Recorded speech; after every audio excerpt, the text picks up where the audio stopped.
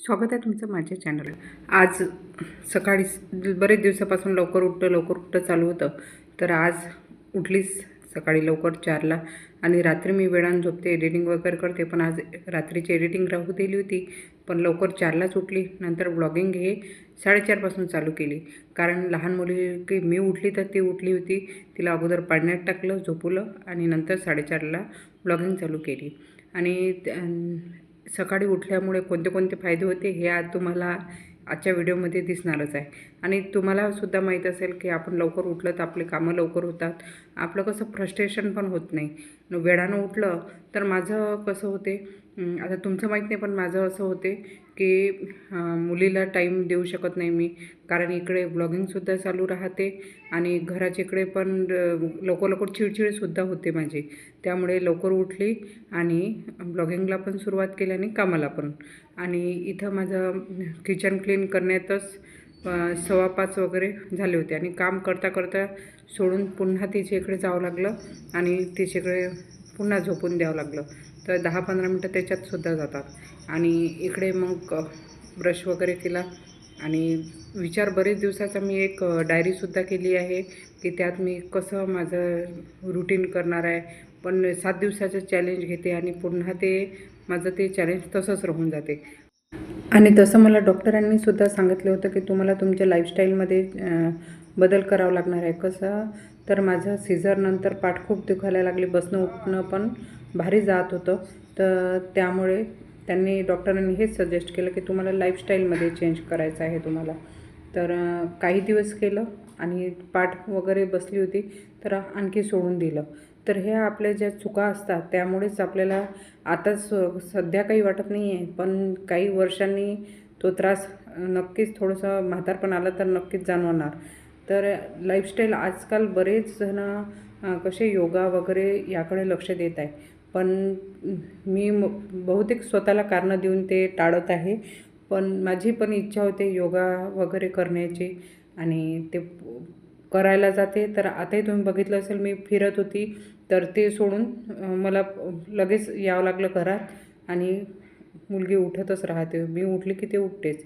तर पाहते आता योगा वगैरे, मला मेडिटेशनचे मी तसे व्हिडिओ बरेच बघते मेडिटेशन वगैरेचे, आणि इच्छा तर खूप होते मेडिटेशन करायचं। आणि तसं नाही तर मी रात्रीचीसुद्धा हेडफोन यूज करते आणि मेडिटेशन करत राहते। ते ऐकल्याने जो आवाज आहे मेडिटेशनचा, आणि सकाळी जर उठलं आपण आणि ते मेडिटेशनचा ते जो पक्ष्यांचा आवाज येते आणि कानात हेडफोन घातले आणि फिरत असलो तर खूपच छान वाटते। तर आपल्याला मेडिटेशन हे आवश्यक आहे, प्रत्येकालाच आवश्यक आहे। पण जे आता मी सांगते की जे डायरीत मी बरंच काही लिहिलेलं आहे, आणि हे डायरी लिहिण्याचं यूट्यूबवरूनच बरेच असे ब्लॉगर आहेत, त्यांनी मी काम करताना मोटिवेशनचेच व्हिडिओ बरेच दिवसापासून ऐकत राहते। त्यात सांगितलं होतं की तुम्ही डायरी करा आणि त्या डायरीमध्ये तुम्हाला काय करायचं आयुष्यात ते पण लिहा, आणि ते फक्त लिहूच नका तर त्याच्यावर तुम्ही कसं मेहनत पण करा। हे सगळं मी लिहिलेलं आहे, पण ते रोज डायरी लिहावं लागतं, तर त्यात मी चुकी केली आहे। मी रोज डायरी लिहिलेली नाही आहे, बरेच दिवसाचे गॅप पडते, तर रोज लिहिणं पण आवश्यक आहे। तर इथं माझे सकाळचे कसं कामं लवकर आज मी उठली, त्यामुळे 5:15 पावणे 5:30लाच सगळं गाद्या वगैरे काढणं झालं होतं। आणि त्यानंतर सगळे उठले, म्हणजे तिचे पप्पा आणि ती पण उठली, कारण तिला सायकल येत नाही तर तिला पोचून द्यावं लागतं आणि दुकान पण चालू करावं लागतं।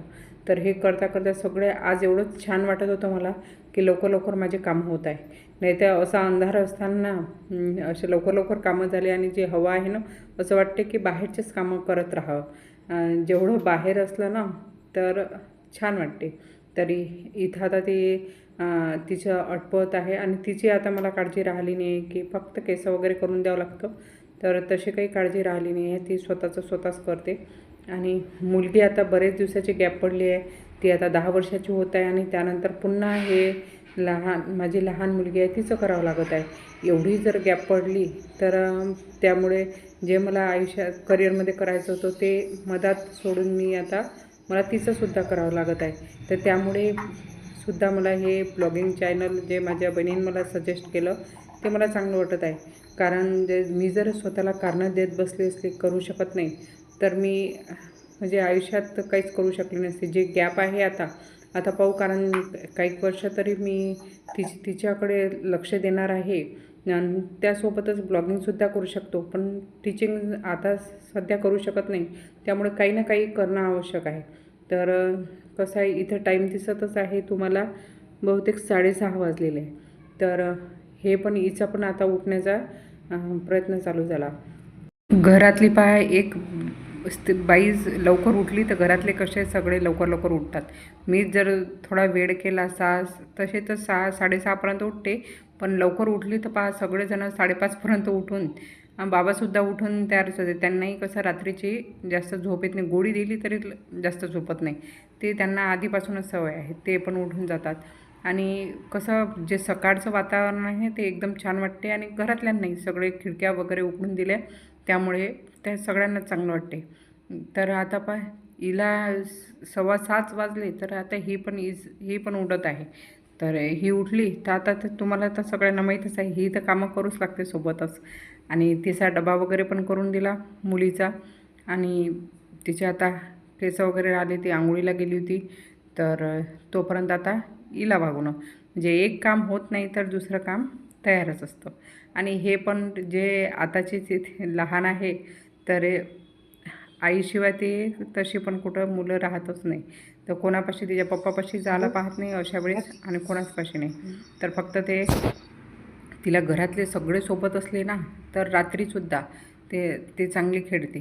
सगळे आम्ही 4-5 जणी, जर तिचे एक वेळास तिचे पप्पा आणि सहारा बाहेर गेले तर ती बोर लवकर होते, आणि त्यामुळे तिला सगळेजण लागतात. इथं मुलगी शाळेत गेली होती आणि हिला मी बाहेर आणलं, रोजच आणते बाहेर, त्यामुळे तिलाही चांगलं वाटते बाहेर आणि मलाही पण.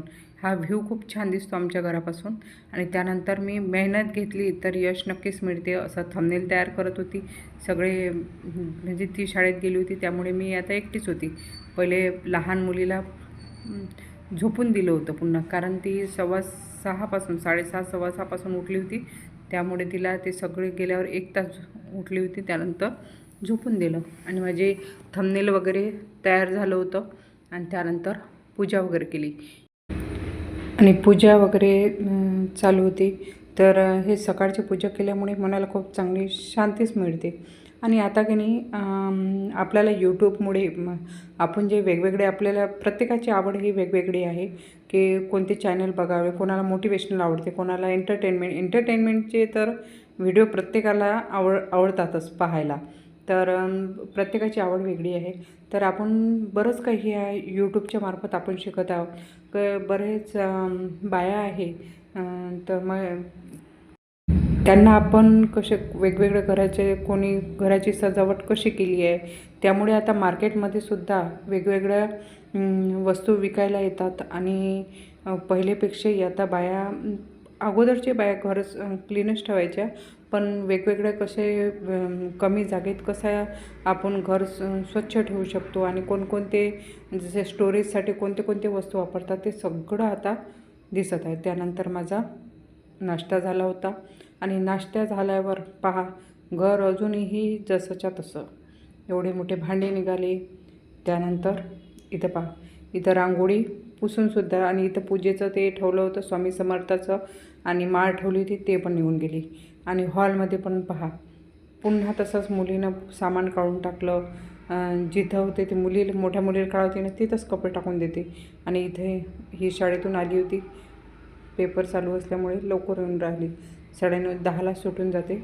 आणि इथं तिची मस्ती चालू होती. ती आली की मला काळजी नाही राहत. बरोबर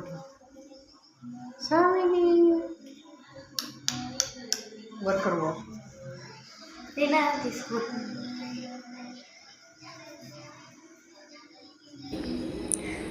आता नाश्ता झाला, त्याचे भांडे वगैरे घासले, कारण स्वयंपाक जर करायचा असला आणि भांडे वगैरे पूर्ण क्लीन केले असलं तर आपल्याला सुद्धा भारी जात नाही. तर आज करणार होते मी कढी गोळे. तर अगोदर मी सगळे भांडे वगैरे लावून घेतले, आणि हे लावताच ते मालिशवाले दादा पण आले होते, आणि तिकडे बाबाची मालिश चालू होती, आणि त्यांच्याशी बोलणंसुद्धा चालू होतं. तर ते पण व्हिडिओ बघतात आणि ते पण म्हणत होते की काल व्हिडिओ टाकला का वगैरे सगळं विचारत होते. तर त्यांच्याशी मी बोलत होती.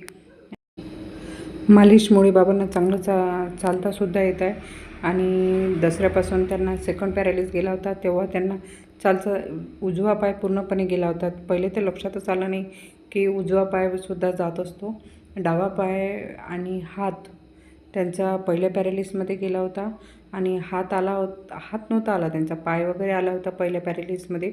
पण ह्या दुसऱ्या पॅरालिस अटॅकमध्ये त्यांचा उजवा पाय गेला होता. तर हे अगोदर लक्षातच नाही आलं. आम्ही त्यांना इथंच नेलं होतं दर्यापूरमध्येच. तर नंतर ते जिथं ट्रीटमेंट चालू होती तिथंच आम्ही त्यानंतर त्यांना दसऱ्याच्या दुसऱ्या दिवशी नेलं. तर त्यांना कसे आपले नातेवाईक वगैरे आले होते दसऱ्याच्या दिवशी. तर त्यांना ते सगळ्यांना पाहून ते चांगले बोललेसुद्धा. तेव्हा तर लक्षातच आलं नाही असं काही झालं असेल. तर त्यांना हा जो अटॅक आला तर त्यांनी जे माझे प्रेग्नन्सीमध्ये आणि मी माझं याच्यात होती, तर त्यांनी स्वतःही दुर्लक्ष केलं आणि माझं पण दुर्लक्ष झालं. तर ते म्हणायचे मी किती दिवस औषध घेत राहू म्हणून. तर ह्या सगळ्या दुर्लक्ष केल्यामुळे त्यांना हा दुसरा अटॅक आला आणि त्यामुळे थोडासा स्मरणशक्तीवरसुद्धा त्यांचा फरक पडलेला आहे. त्यांना आठवत नाही काही काही गोष्टी आणि त्यांच्या याच्यावरसुद्धा परिणाम पडला. कशावर? चालण्यावर पूर्णपणे. आता पण मालिशनं थोडं चांगलं आहे. इथं मुलगी आता शरबत करत आहे त्या दादांसाठी आणि तिला येते ते शरबत वगैरे चांगली करते, तर तिलाच करू. ती शरबत करत होती आणि तिला माहीतसुद्धा नव्हतं. इथं कढी गोळे वाफवले होते आणि सगळं रात्रीच मी हरभऱ्याची डाळ टाकली होती. सगळ्यासाठी कढी गोळे केले. आणि तुम्हाला हा व्हिडिओ आवडल्यास तुम्ही नक्कीच व्हिडिओला लाईक, शेअर आणि सबस्क्राईब करा.